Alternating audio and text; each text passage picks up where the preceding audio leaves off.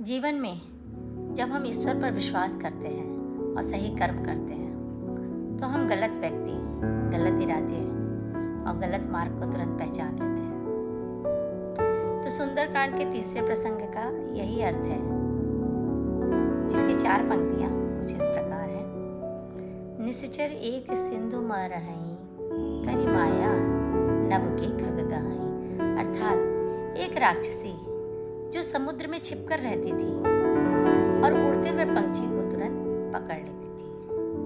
अर्थात संकट कभी कभी छिपा हुआ होता है, वो स्पष्ट रूप से हमें दिखाई नहीं देता है और अपने भ्रम और चालाकी से हमें फंसाने की पूरी कोशिश करता है।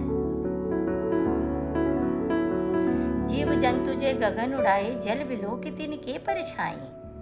और जो भी जीव जंतु आकाश में उड़ते हुए दिखाई देते थे, वह उनकी परछाई को पानी में पहचान के उन्हें तुरंत पकड़ लेती थी।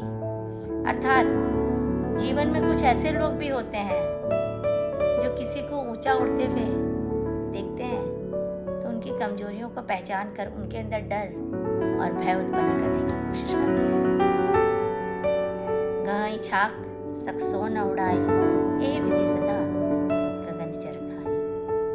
और वह राक्षसी उड़ते हुए पक्षियों को पकड़ के उन्हें खा जाया करती थी।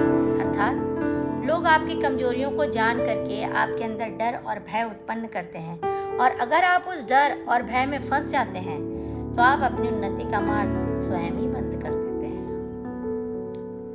सोई छल हनुमान कह किन्ना तासु कपट कपि तुरतहि चिन्ना। और यही छल उस राक्षसी ने हनुमान जी के साथ भी किया, परंतु हनुमान जी ने उसके छल को तुरंत पहचान लिया।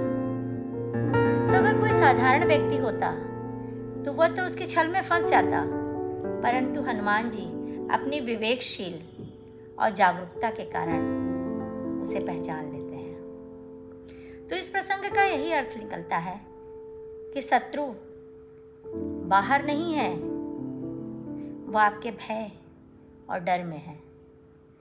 तो अपने भय और डर पर काबू पाइए और ऐसे छुपे हुए शत्रुओं से सतर्क रहिए।